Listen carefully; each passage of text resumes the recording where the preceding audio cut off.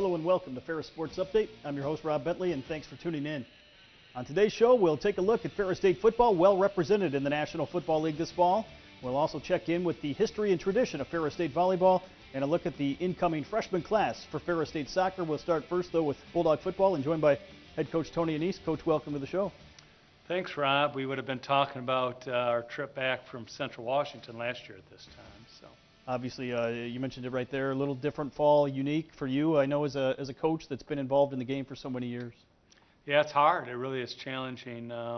Just got to focus on helping your young men be successful and be concerned about all the things that matter to them, mental health, and getting a good start academically, and just trying to stay healthy.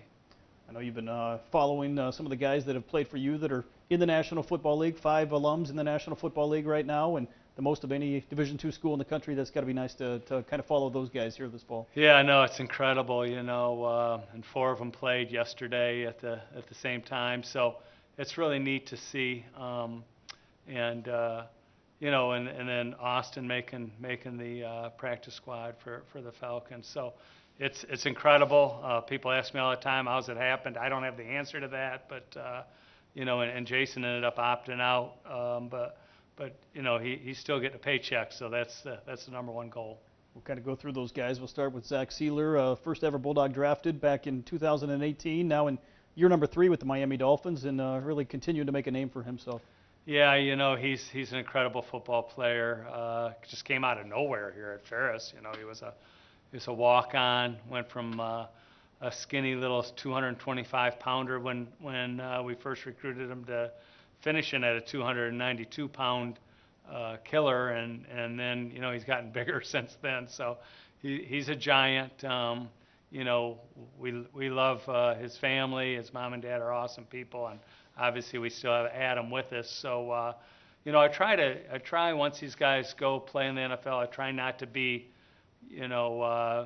always into their business and those kind of things. So I try to stay connected from afar because they've got a lot of fans now and they're NFL players, and so that's pretty cool. But I'm really proud of Zach, and he's got a bright future. I mean, this isn't just a one-time thing for him. He's going to be a guy that sticks and has a long NFL career.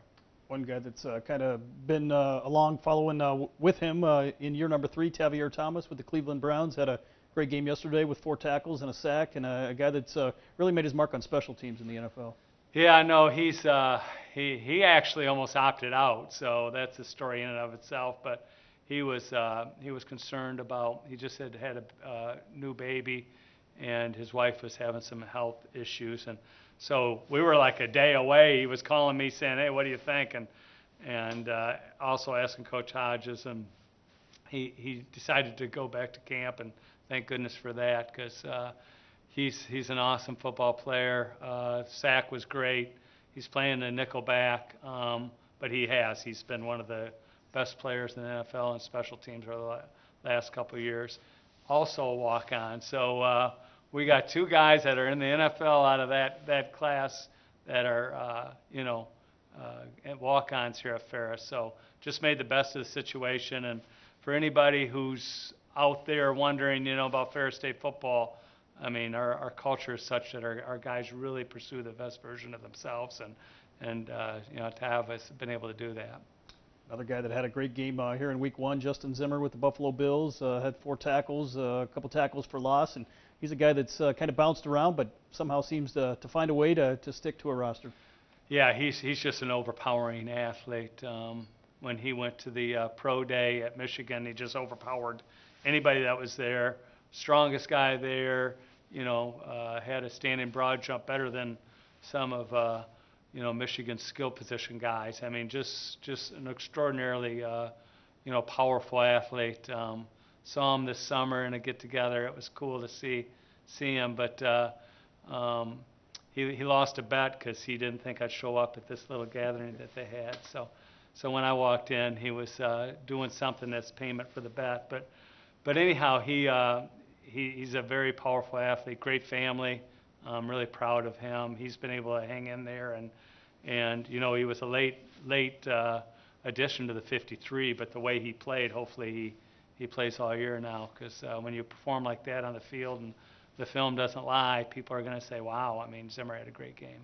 One guy that made his NFL regular season debut, Malik Taylor, former wide receiver here, who was injured most of his senior season. Just a great story, finding a way to get on the Packers roster. Yeah, being in Michigan and half the people, I don't know if it's the people in the UP or northern lower Michigan, but there's so many Packer fans in Michigan, and so one of my neighbors is a Packer fan, and so been watching him closely, knew he had the talent. We knew it when in 2016 against Grand Valley, and he totally blew that game up, and so we knew he had the talent, but you need some breaks too, and then unfortunately his senior year here, he had the worst break of all time, couldn't get a hamstring healthy, and so hung in there last year with the Packers.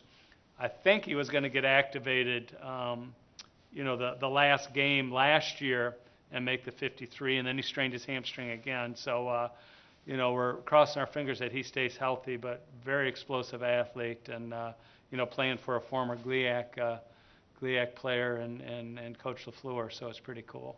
Finally, Austin Edwards, you mentioned him earlier, made the practice squad with the Atlanta Falcons as a rookie, and really following up on what was an outstanding career that ended last fall for the Bulldogs. Yeah, that's 3 D linemen, so that means Coach Smith should get a raise. But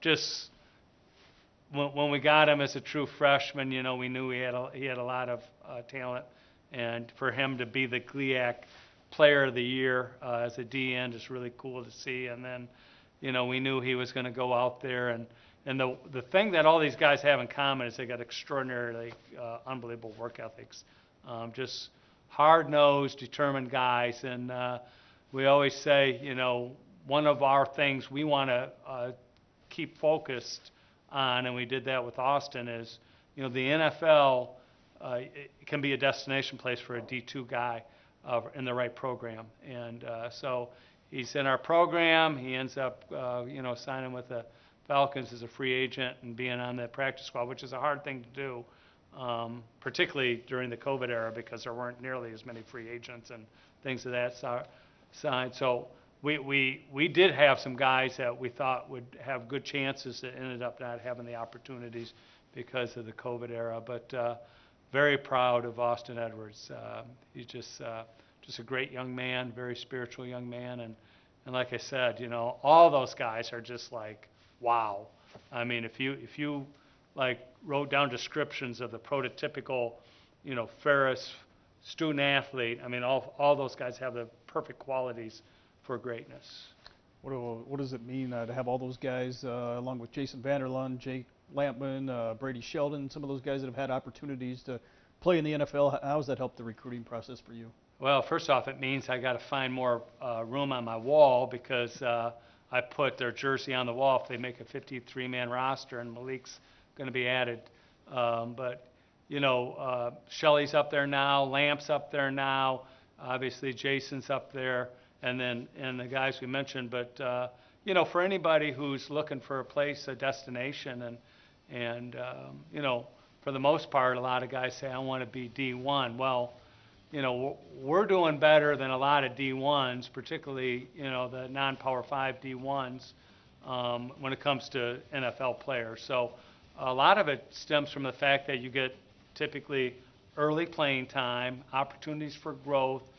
For some reason, I don't know what it is, but Ferris State football players become like beasts in the weight room, even though our weight room is, I'm just going to say, mediocre, but our work ethic is unbelievable. And so for our guys to, young people to be around that culture, it just feeds itself. And so we're really proud of those guys, and we got more coming.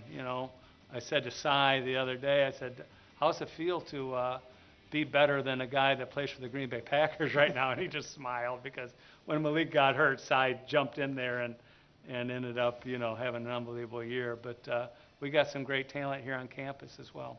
Well, Coach, thanks for being with us, and enjoy the fall, and hopefully things are back to normal here soon. Yeah, we will try, Rob. Thank you for having me. We'll be back with more Ferris Sports Update right after this.